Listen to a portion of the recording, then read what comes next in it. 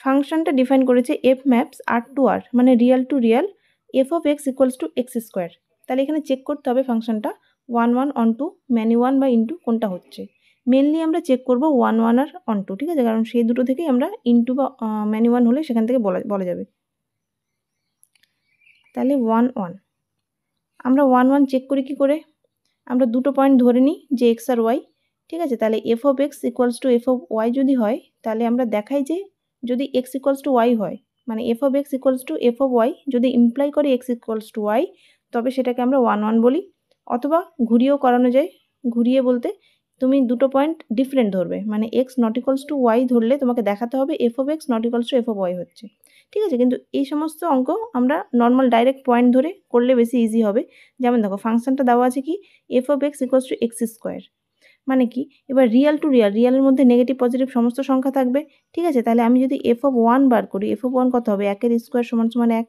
R F of minus 1 কত হবে, minus 1 এর স্কোয়ার সমান সমান 1। দেখো দুটো ভ্যালু একই পাচ্ছি কিন্তু ভিতরের দুটো সেম নয়, মানে আমরা কি পেলাম F of 1 equals to F of minus 1 but 1 not equals two minus 1, ঠিক আছে।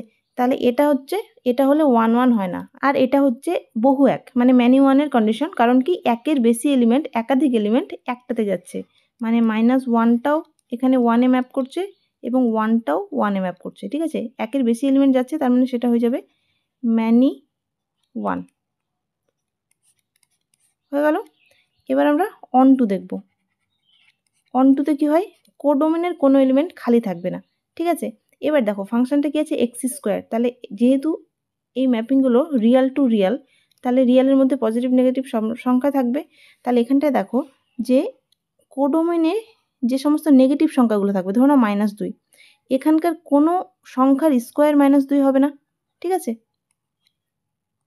এখানে -2 আছে, কিন্তু এখানে এমন কোনো সংখ্যা কি পাবে যেটার স্কোয়ার করলে তুমি মাইনাস নেগেটিভ সংখ্যা পাবে না, কারণ সেটা কমপ্লেক্সে চলে যাবে। কিন্তু এখানটায় রিয়াল টু রিয়াল হচ্ছে, তাহলে নেগেটিভ এই কোডোমেনের মধ্যে যে সমস্ত নেগেটিভ সংখ্যাগুলো আছে সেগুলোর কোনো প্রিইমেজ তুমি পাবে না।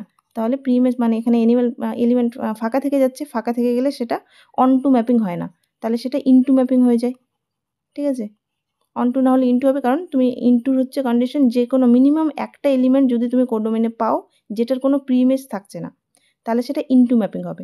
তাহলে এখানে ম্যানি ওয়ান আর ইনটু হচ্ছে, তাহলে কোন অপশনটা আছে, বহু এক আর অন্তচিত্রণ, অপশন ডি।